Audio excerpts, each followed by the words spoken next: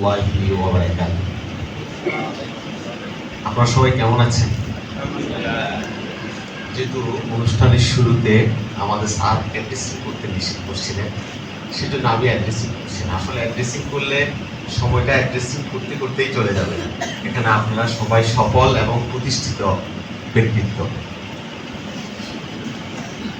আমি আমার কিছু অভিজ্ঞতা শেয়ার করবো আপনাদেরকে। প্রথম কথা হলো, a good education can change anyone, but a good teacher can change everyone. একটা ভালো শিক্ষা যে কোনো মানুষের জীবনকে পরিবর্তন করে দিতে পারে, আর একজন ভালো শিক্ষক পুরা সবাইকে পরিবর্তন করে দিতে পারে, লাইক অ্যাজ জনাল স্যার।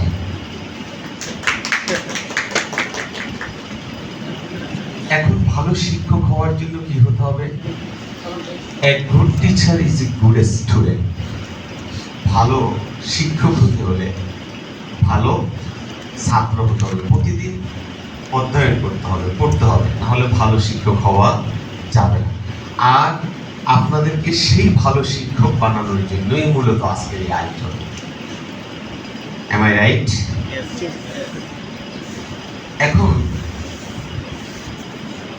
এই যে দেখেন, এই প্রশিক্ষণের মাধ্যমে কি সুবিধা? এই প্রশিক্ষণের মাধ্যমে প্রথম যে সুবিধাটা, সেটা হলো আমরা যা জানি না এই প্রশিক্ষণের মাধ্যমে তা জানতে পারবো, আর যা জানি তা ভালোভাবে জানতে পারবো।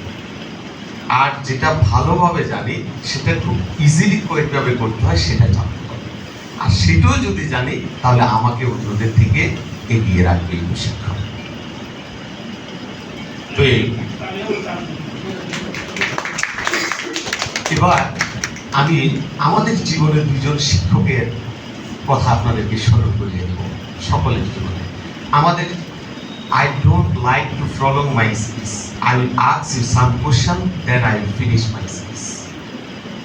আমাদের জীবনের প্রথম শিক্ষক কে বলুন তো? আমাদের মা। Thank you very much. এবং পৃথিবীতে মানবতার মহান শিক্ষককে হযরত মুহাম্মদ সাল্লাল্লাহু আলাইহি ওয়াসাল্লাম।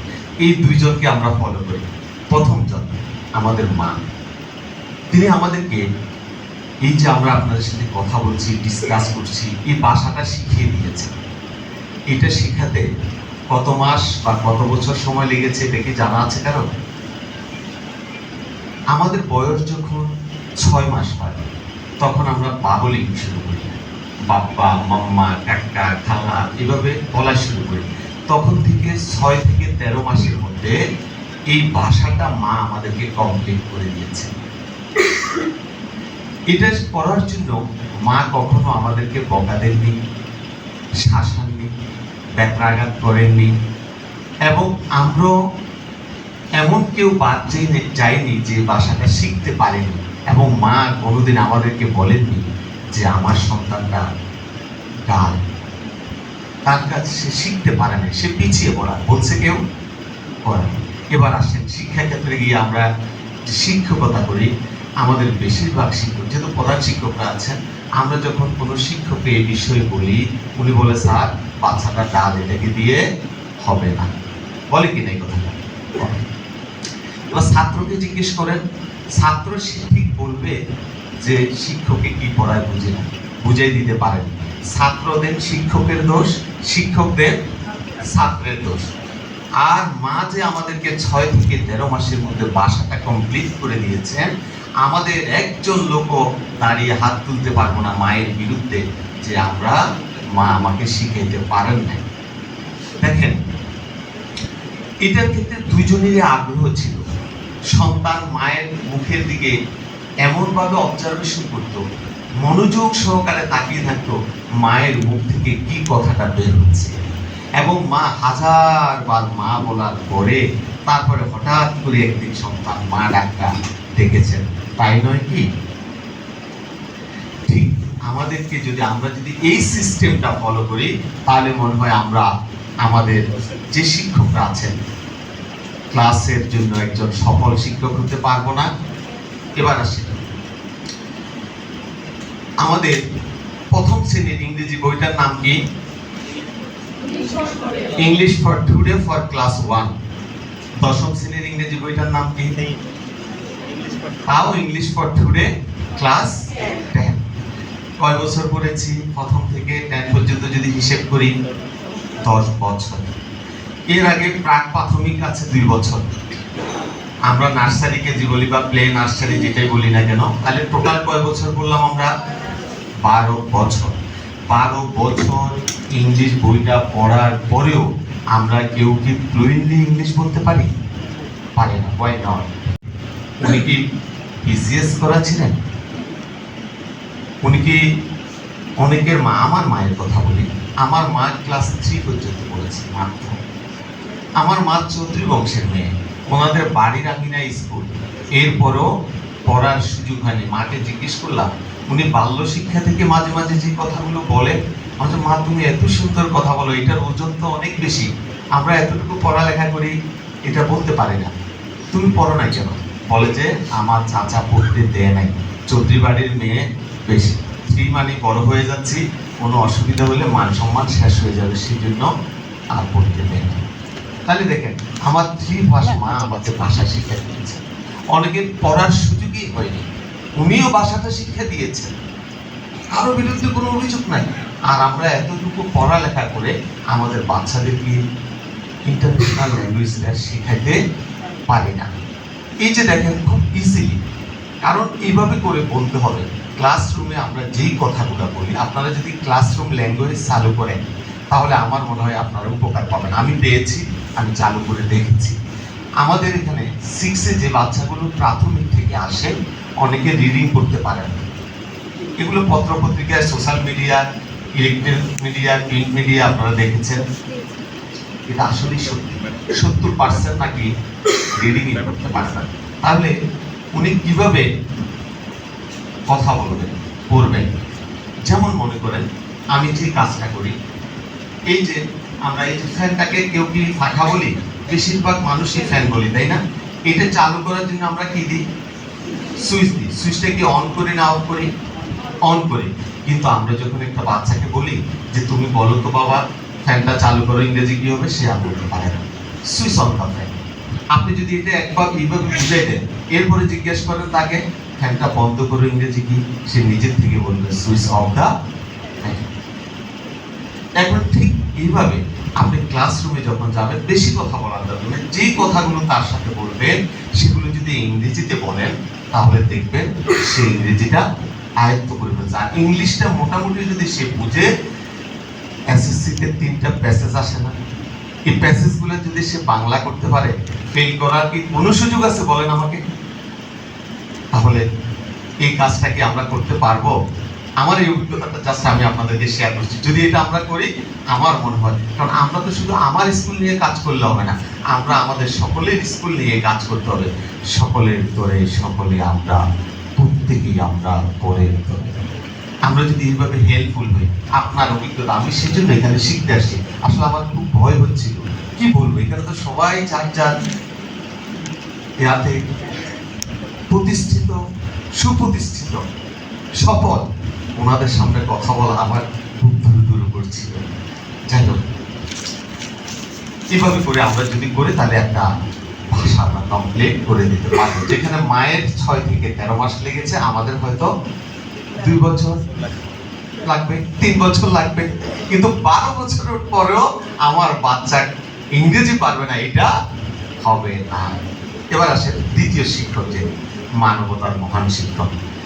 উনি আমরা সকলেই জানি 40 বছর বয়সে নবুয়ত লাভ করেছেন। প্রথম শ্রেণীতে আছে না মহানবী সম্পর্কে? ওনাকে তখনকার সময়ের লোকেরা আলামিন বলে রাখত, বিশ্বাসী। আমরা কি সেই বিশ্বস্ততা আমাদের ছাত্র অভিভাবকদের কাছে তৈরি করতে পেরেছি? আমরা আমাদেরকে প্রশ্ন করি, শিক্ষক অভিভাবকরা কি আমাদেরকে বিশ্বাস করেন?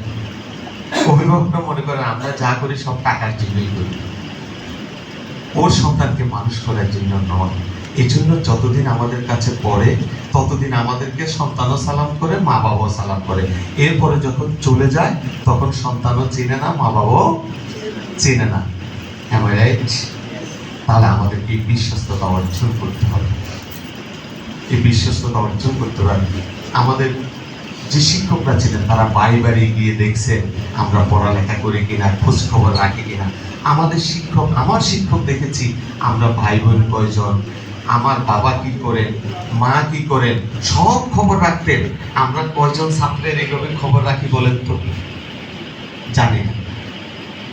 তাহলে আমাদেরকে আরো একটু কাছে আসতে হবে, ওই সন্তানগুলোকে আমাদের নিজের সন্তান মনে করতে হবে। আল্লাহ রাসূল সাল্লাল্লাহু আলাইহি ওয়াসাল্লাম বলেছেন, মানুষ যখন মরে যায় তার আমলের দ্বার বন্ধ হয়ে যায়। তিনটি ব্যতীত, এই তিনটির মধ্যে একটি হলো এমন এলেম যার দ্বারা পরের উপকার হয়। আমরা সেই কাজটা করছি না। এই জন্য শিক্ষকদেরকে বলা হয় মানুষ গড়ার কারিগর। আর যদি আমরা তাদেরকে ফাঁকি দিই, নীরবে মানুষ হত্যা করার মতো তাকে শেষ করে দিলাম, তার জীবনটা শেষ করে দিলাম।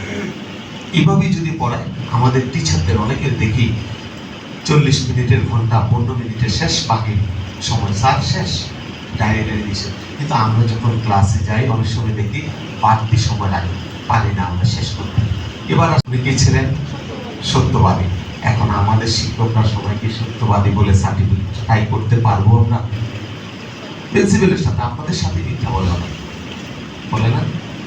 তাহলে এই গুণ আমাদের থাকতে হবে। এই একটা গুণ যদি আমাদের মধ্যে থাকে তাহলে দেখবেন আমাদের অর্ধেক সফলতা।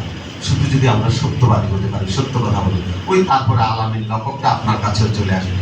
সত্য কথা বললেই আপনি অন্যের কাছে বিশ্বাসী হয়ে যাবেন। ঠিক আছে? তাহলে এই মুহাম্মদ সাল্লাল্লাহু আলাইহি ওয়াসাল্লাম যখন 40 বছর বয়সে ওনার উপর নবুয়ত আসছিল, জানেন আল্লাহ রাসূল কি দুনিয়ার কারো কাছে পড়ালেখা করেছেন? করেন নাই। কিন্তু উনি বলছেন আমি শিক্ষক, বইস্তু মুআল্লিমান, আমি শিক্ষক হিসেবে দুনিয়াতে প্রেরিত হয়েছি। উনি শিক্ষক হিসেবে দুনিয়াতে আসছে। আমরা সেই কাজটাই করছি, মুহাম্মদ সাল্লাল্লাহু আলাইহি ওয়াসাল্লামের কাজটা। আমরা শিক্ষক। এই অল্প শিক্ষকরা তারাই যারা খুব অল্পতে কি সন্তুষ্ট, এটা খুব বেশি কিছু চায় না, খুব অল্পতে যারা সন্তুষ্ট তারাই এই পেশায় লেগে থাকতে পারে। আর যাদের অধিক চাহিদা তারা এই পেশাতে কখনো থাকতে পারেন না। তাহলে দেখেন আমরা সেই কাজটা করছি। ওনার শিক্ষক কে ছিলেন? স্বয়ং আল্লাহ তাআলা ছিলেন। এখন প্রথম যেদিন ওনাকে হেরা গুহায় ঘটনাটা জানে, জড়িয়ে ধরলো জিবরাইল, বলল ইকরা, পড়ো। উনি বলছে মা নাবিল ওই আমি পড়তে জানি না। তখন 3 বার ওনাকে জড়িয়ে ধরল জিবরাইল, জড়িয়ে ধরেছিলেন। তখন তিনি খুব শঙ্কা বোধ করেছিলেন। এসে ওনার স্ত্রীর কাছে হযরত খাদিজা রাদিয়াল্লাহু তাআলা আনহার কাছে বলছিলেন জাম্মিলুনি জাম্মিলুনি, আমাকে চাদর দ্বারা আবৃত করুন, এবং আমি আমার জীবনের ব্যাপারে শঙ্কা বোধ করছি। তখন খাদিজা রাদিয়াল্লাহু তাআলা আনহা বললেন খোদার কসম, আল্লাহ আপনাকে অপমানিত করতে পারেন না, কারণ আপনি অসহায়কে সাহায্য করেন, আপনি অসহায়কে সাহায্য করেন, আপনি আত্মীয়তার সম্পর্ক রক্ষা করেন।